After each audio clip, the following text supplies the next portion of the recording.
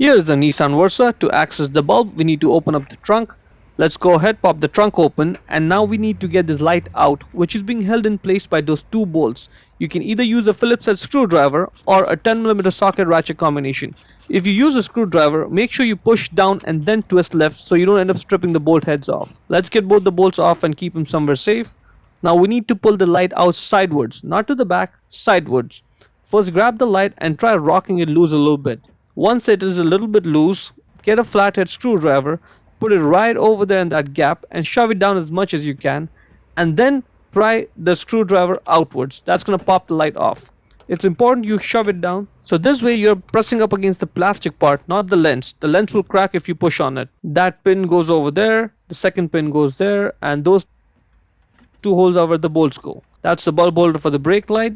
Just grab it and twist it left to loosen it, and out it comes. Grab the bulb and pull it out straight. You may have to wiggle the bulb, but it'll come right out. The bulb size is 7443. Check the link in description to buy the new bulb from Amazon for yourself. Let's go ahead, get the new bulb and simply push it into the bulb holder to secure it. And when you put it in the light, you may have to do some twisting and turning before it just drops in like this. That's good. At this point, just twist your right to lock it and you are done. Now when you put the light back in, you have to focus on this side where those bolt heads go, because the plastic piece over there is going to press up against the metal body, and that's going to help you align the light back in place. See that?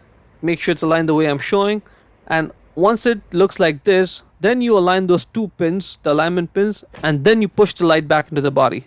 Now we just have to put those two bolts back in place and then tighten them down, and that is pretty much it. Hope you found it useful. Before we go, let me give a quick shout out to Naya Motors Inc. for letting us use the car today to film the videos.